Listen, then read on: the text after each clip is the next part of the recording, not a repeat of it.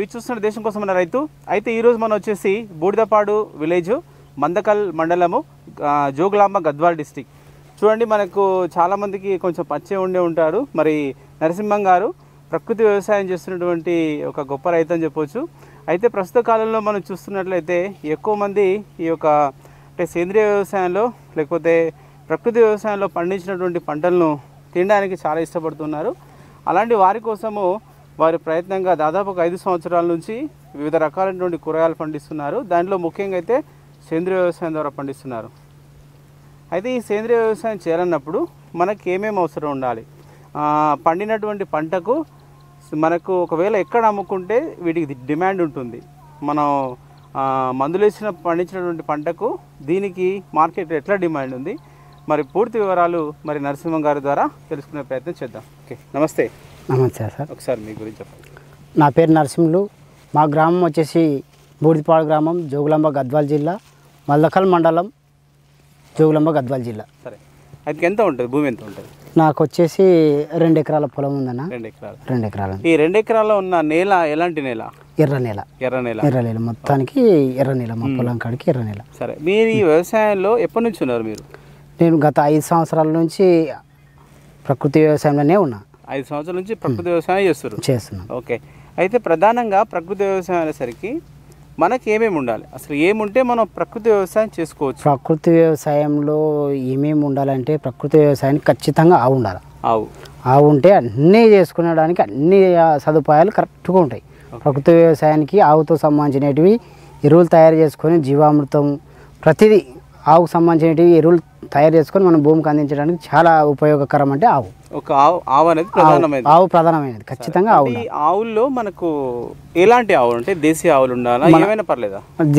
దేశీయ ఆవు మాత్రమే ఉండాలి, మన దేశీయ ఆవు మాత్రమే ఉండాలి. ఇవి జెర్సీ అటువంటివి పనిచేయనమాట. ఓకే, ఆవు తర్వాత ఇంకేం వస్తువులు మనం ఏర్పాటు చేసుకొని చేసుకోవచ్చు? ఇంకా ఏం వసతులు అంటే ఇంకా ఆవుకు సంబంధించిన ఎరువులలో అవి వేసుకొని మన కలుపుని మనం తయారు చేసుకొని మన చేనులోనే ఎరువుగా తయారు చేసుకోవచ్చు. ఓకే, ముఖ్యంగా మన కలుపు మనమే ఎరువుగా తయారు చేసుకోవచ్చు. నేను ఇక ఆ డ్రమ్ దగ్గర తయారు చేసుకున్నాను. అటువంటి ఎరువుని ఆకుకూరలకి స్ప్రే రూపంలో కానీ నీళ్ళు కట్టే రూపంలో కానీ ఆ ఎరువుని అందిస్తుంటాయి ఎక్కువ శాతం. ఓకే, సరే. అయితే మనకు ఈ సేంద్రియ వ్యవసాయము అనండి, ఈ ప్రకృతి వ్యవసాయం అనండి, అంటే దీంట్లో ఒక 5 సంవత్సరాల నుంచి మీరు ఏమేమి పండిస్తుంటారు? నేను ఫస్ట్ మొదలు పెట్టిన కాంచి ఎండుమిర్చి ఎక్కువ పండించేవాడిని. ఎండుమిర్చి చాలా ఎక్కువ పండించేవాడిని. అయితే నేను మార్కెట్ పరంగా చాలా ఇబ్బంది పడినాను. అయితే మా ఊరు టీచర్ ఆంజనేయులు గారని టీచర్ ఉపాధ్యాయుడిగా పనిచేస్తున్నారు. ఆయన సలహా మేరకు నేను ప్రకృతి వ్యవసాయం రావడానికి కూడా ముఖ్య కారణము నేను నాకు సలహాలు ఇవ్వడము. అన్నా నేను ప్రకృతి వ్యవసాయం చేస్తా అంటే మాకు ప్రోత్సాహంగా టీచర్ ఆంజనేయులు గారు ఎండుమిర్చి ఎక్కువ పండించేవాడిని. అయితే నేను అమ్ముకోవడానికి ఏ విధంగా ప్రయత్నాలు చేస్తుండే టీచర్ ఆంజనేయులు గారు నాకు సలహా ఇచ్చి వారి ఫ్రెండ్స్ని కానీ తొలకొచ్చి ప్రకృతి వ్యవసాయంగా పండిస్తున్నాడు అని చూపించి ఆయననే ఎండుమిర్చి అమ్మించేవాడు అనమాట ఎక్కువ శాతము. అయితే దాన్ని అదే పండించుకుంటూ అటు మెల్లిమెల్లిగా సేంద్రియ జామ తోట అని సఫేద రకం జామ తోట పెట్టింది. అవి 3 సంవత్సరాలు. అయితే అవి రోడ్డు పక్కలనే ఫ్లెక్స్ పెట్టుకొని సేంద్రియ జామ పండ్లని ఫ్లెక్స్ పెట్టుకొని అమ్ముకునేవాడిని. అంటే ఆ జామ తోటలనే ఆకుకూరలు కూరగాయలు వేసుకుంటూ మా చుట్టుపక్కల గ్రామం మా గ్రామంలో అమ్ముకుంటూ అట్లే సాగించేవాను అనమాట. ఓకే, సరే. అయితే ఇప్పుడు ఏమేమి ఉన్నాయి మనకు? ఈ ప్రతి సంవత్సరం మీరు ఏమేమి పండిస్తారు? ఇప్పుడైతే ఏమున్నాయి? నేను ఇప్పుడు ప్రస్తుతానికైతే ఆకుకూరలు పండిస్తున్నాను, ఎక్కువ శాతం ఆకుకూరలు పండిస్తున్నాను. ఓకే, సరే. ఇక్కడ మనకి వంకాయ కూడా ఉంది. వంకాయ ఉంది. ఇంకా ఏమేమి ఉంటాయి? వంకాయ ఉంది, అటు సైడ్ టమాటో ఉంది, ఇంకా పచ్చిమిర్చి ఉంది, ఇంకా బీన్స్ ఉంది, ఇంకా ఏముంది బెండకాయ ఉంది. ఆ రకాలలో ఉన్నాయన్నమాట. అన్ని సేంద్రియ ప్రారంగానే పండిస్తారు. ఓకే, అయితే ఒకటి చెప్పండి, ఏంటంటే మనకు ప్రతి దానికి చిన్న సమస్య వచ్చినా మనం ఎక్కడో ఒక దగ్గర తెలుసుకొని ఏదో ఒక మందు స్ప్రే చేసి అధిక దిగుబడి కోసం ప్రయత్నం చేస్తుంటాం. అయితే మనకి సేంద్రియ వ్యవసాయంలో మొక్కల బలానికి మీరు ఫస్ట్ ఏమి ఇస్తారు? మొక్కల బలానికి నేను ఫస్ట్ దుక్కిలోనే వేపపిండి వేసుకుంటా. మనము మన గుడిసెలకి అక్కడిక్కడ కొడతారు సున్నం, అప్పుడు పాత సున్నం ఉండేది. ఆ సున్నము, పశువుల ఎరువు బాగా దుక్కిలో చల్లుకుంటా. మొట్టమొదట నేను చల్లుకునేటివి అవి పశువుల ఎరువు. చల్లుకున్న తర్వాత నా తయారు చేసుకున్న వర్మి కంపోస్ట్ తయారు చేసుకుంటా, దాన్ని కూడా దుక్కిలో చల్లుతా. ఇవన్నీ చల్లిన తర్వాత పాసేసి విత్తనానికి పాసిన తర్వాత ఒక 5 రోజులు ఊకబెడతా. పొలాన్ని ఊకబెట్టి తర్వాత మళ్ళీ బోద కొట్టుకొని విత్తనాలు కానీ లేదంటే మొక్కలు కానీ నాటుకోవడం జరుగుతుంది అనమాట. ఓకే, సరే. అయితే మనకు నేలలో అయితే ఆ ఎరువులు వేస్తా. సరే, అంటే మనకు ఇప్పుడు రకరకాలుగా డ్రిప్పుల ద్వారా అట్లా ఎక్కిస్తున్నారు. అలా మీరు తయారు చేసుకునే ఏమైనా అందిస్తారా? అట్లా నేను డ్రిప్పులు అందించేటివి జీవామృతం అందిస్తా. ప్లస్ నేను కలుపుదిగా తయారు చేసుకునేది మన చేనులో ఉన్న కలుపుని తయారు చేసుకుని డ్రమ్ములో మక్క పెట్టుకొని అది కూడా డ్రిప్పుల ద్వారానే అందిస్తుంటా. అయితే చూస్తే వంకాయను పండించడం అంటే చాలా ఇబ్బంది, కానీ ప్రకృతి వ్యవసాయంలో వంకాయ తోట చూస్తే ఏంటంటే చాలా బాగుంది. అంటే దీనికి వచ్చేటువంటి చీడపీడ కానీ మిగతా పంటలకు వచ్చే చీడపీడ కానీ మీరు ఏం కొడతారు, మందులు ఏం కొడతారు? కొందరు అనుకుంటారు వంకాయ అంటేనే పురుగు మందుతో కూడుకునేదని ప్రతి రైతు అనుకుంటారు. కానీ ప్రకృతి వ్యవసాయంలో పురుగు మందు అనేది వాడకుండా వంకాయ పండుతుందంటే ఇప్పుడు చూస్తున్నారు మొత్తం ఎంత పచ్చగా ఉందో. అవును, పూత గీత అన్ని కాయలు. నేను ఓన్లీ జీవామృతం మాత్రమే కొట్టినాను, ఒకసారి వేప గింజల కషాయం కొట్టినాను అంతే. మంచి కాయలు కాస్తున్నాయి. అంటే పురుగు తింటూ ఉంటుంది, మనకు వచ్చిన కాయలు మాత్రమే మనం తీసుకొని ప్రకృతి విధంగా అమ్ముకుంటాం ఎక్కువ శాతం. సరే, అంటే ఇప్పుడు మీకు ఒక చెట్టుకు క్రాప్ అనేది మంచిగానే వస్తుంది, దీంట్లో ఎంత పర్సెంట్ మనం పురుగు దాదాపు ఒక 10 కాయలు ఉండవనుకో, ఒక 6-7 కాయలు పోతాయి. మూడే ప్రతి చెట్టుకి 3 మిగులుతాయి. వచ్చిన కాడికే మనము అమ్ముకుంటాం. ఓకే, సరే. అయితే మీరు ఒకటి అదే ఏంది మనకు జీవామృతం, తర్వాత వేప గింజలు కషాయం అంటే మీరు నేను తయారు చేసి వేప గింజలు ఎండాకాలమే ఏర్పెట్టుకుంటాం. ఏర్పెట్టుకొని దంచుకొని మాము సంచులు పెట్టుకొని మనకు అవసరం ఉన్నప్పుడు వేప గింజల కషాయం ఎక్కువ కొడుతుంటా. నేను ఎక్కువ కొట్టేది షేదే ఎక్కువ అందిస్తాను అనమాట. ఎక్కువ శాతం వేప గింజల కషాయమే స్ప్రే చేస్తుంటా. ఎట్లా తయారు చేసుకుంటారు దాన్ని? నేను వేప గింజల కషాయాన్ని ఏం చేస్తానంటే మన ఒక కొలత అది ఉంది, ఒక లోట ఉంది.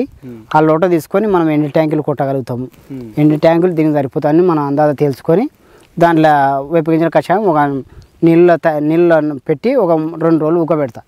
మనం స్ప్రే చేస్తాం. పొడి అంటే దంచుకుంటా. దంచుకొని ఊక పెట్టి అప్పుడే ఒక 2 రోజుల తర్వాత మొత్తం ఒక బురుగులాగా తయారవుతుంది.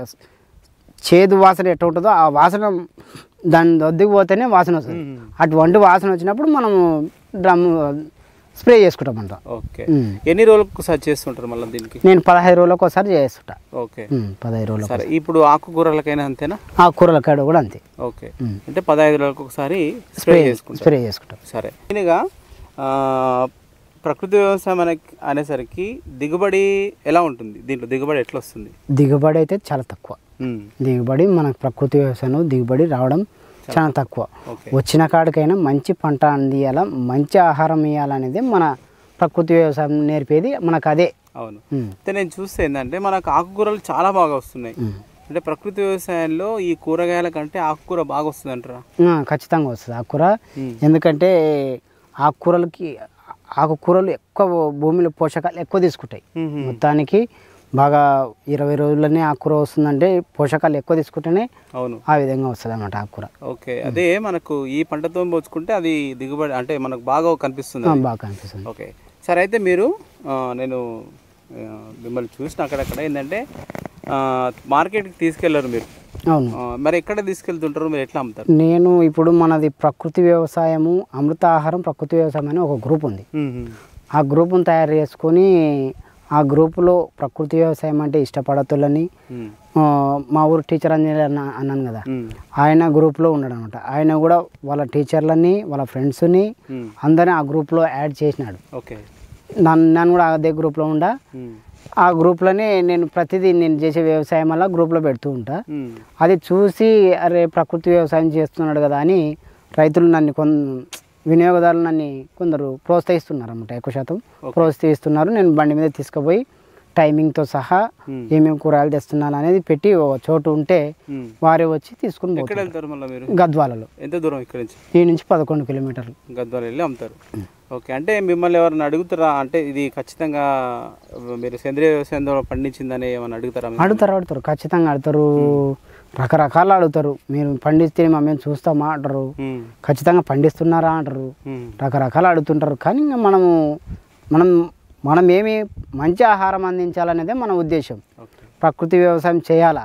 ఇప్పుడున్న పరిస్థితుల్లో చిన్న చిన్న పిల్లలకి ప్రతి హాస్పిటల్ 500 టోకను, గవర్నమెంట్ హాస్పిటల్ అసలు పేషెంట్లకి చోటే లేనట్టు ఉండరు. ఏంటి వలన వచ్చింది అదంతా అనుకుంటే అది ప్రకృతి ఓన్లీ వ్యవసాయం ద్వారానే, విషరసాయనాలు వేయడం ద్వారానే మనకు వచ్చే రోగాలు ఇవన్నీ జరుగుతున్నాయి. అవును, అంటే ఇప్పుడు ఎట్లా డిమాండ్ ఎట్లా ఉంటుంది? అంటే ఇప్పుడు మీరు మీ దగ్గర కొనేవాళ్ళు ఎలా వస్తుంటారు? మీరు తీసుకొని అమ్ముడు పోతుంటాయి ఎట్లా? నేను ఆడ తీసుకుంటుంటే మనము ఆకుకూరలు వచ్చేసి కట్టల ద్వారానే మా ఏరియాలో కట్టలు కట్టి అమ్ముతుంటాం. కిలోల లెక్కలు కాదు, కొందరు కిలోల లెక్కలు వేస్తుంటారు. కానీ మేమైతే కట్టల ద్వారానే ఇస్తాం అన్నమాట. ఎక్కువ శాతం కట్టలు ఇస్తాం. ఓకే, ఎంత రేట్ ఉంటుంది? 10కి 2 ఇస్తాం, 10కి 3 ఇస్తాం, గట్టు ఇస్తుంటాం. కొన్ని ఆకుకూరలు 10కి 2 ఇస్తాం, కొన్ని ఆకుకూరలు 10కి 3 ఇస్తాం. ఓకే, ఇప్పుడు ఈ వంకాయ ఉంది, టమాటా ఉంది అనుకోండి, ఇది ఎట్లా అమ్ముతారు మళ్ళీ? ఈ తూకం లెక్కలనే అమ్ముతాం. ఎంత కేజీ ఇస్తారు? ఒక తూకం వచ్చేసి కేజీ వచ్చేసి 50 రూపాయలు, టమాటా 50 రూపాయలు, ఈ 50 రూపాయలు. మార్కెట్ రేట్తో సంబంధం లేకుండానే మార్కెట్కి సంబంధం లేకుండానే మనం మార్కెట్లో ఎక్కువ ఉన్నా మనం ఇదే రేటుకి అమ్ముకుంటాం అన్నమాట. ఒక్కసారి టమాటాకి అసలు రేటే ఉండదు. అలాంటి సందర్భంలో మీది అంటే ఎప్పుడు యథావిధినే ఎక్కువ ఉన్నా తక్కువ ఉన్నా యథావిధినే అమ్ముకుంటున్నాను. ఇప్పుడు ప్రస్తుతానికి అయితే నేను అదే విధంగానే అమ్ముతున్నాను. ఓకే, వంకాయ అయితే? వంకాయ కూడా 50 రూపాయల కేజీ. 50 రూపాయలు. సరే, అయితే మీరు ఈ యొక్క అంటే మళ్ళీ ఏంటంటే మీరు ఒక 5 సంవత్సరాలు చేస్తారు కదా, మీ దగ్గర చాలా మంది పండించిన పంట తినిన వాళ్ళు ఉంటారు. వాళ్ళ రెస్పాన్స్ ఎట్లా ఉంది? వాళ్ళు బాగా టేస్ట్ ఉన్నాయి మీ ఆకుకూరలు, కూరగాయలు కూడా బాగానే ఉన్నాయని అందరూ చెప్తున్నారు. ఓకే, సరే. అయితే మనకు అధిక దిగుబడి కోసం చేసేటువంటి ప్రయత్నాల్లో తో పోల్చుకుంటే వాళ్ళకి దిగుబడి ఎక్కువనే ఉంటుంది, ఎలాగోలాగో కొంచెం లాభాలు ఉంటాయి. ఇట్లా సేంద్రియ పద్ధతిలో మీరు ఇట్లా వ్యవసాయం చేసుకోవడం ద్వారా మీకు ఎలా ఉంది? అంటే దీని ద్వారా మీరు ఏమైనా లాభాలు పొందగలుగుతున్నారా? లాభాలు పొందగలుగుతున్నాను అనేది పక్కన పెట్టేస్తే నేను మంచి ఆహారం అందిస్తున్నాను అనేది ఒకటి నాకు ఒక తృప్తి. ఓకే, అంతే. నా ఆలోచనల్లా మంచిది అందియాలనేదే. నాకు ఈ ఆదాయం అనేది పక్కన పెట్టుకుంటాను. ఖచ్చితంగా ఆదాయం గురించి ఎక్కువ ఆలోచన చేయను. నా కుటుంబం వరకే నాను అది ఏదో ఆదాయం అంటే అంతో ఇంతో అంతే, దాని గురించి ఏం పెద్ద కాదు. కానీ మనము చేసే వ్యవసాయము, ఇప్పుడు జాబులు చేసేటోళ్ళు జాబులు చేస్తుంటారు, నేను చేసేది వ్యవసాయమే కదా, అదే వ్యవసాయం నేను మంచిగా చేస్తే అయిపోయి కదా అనేది నా ఆలోచన ఎక్కువ శాతం. Thank you.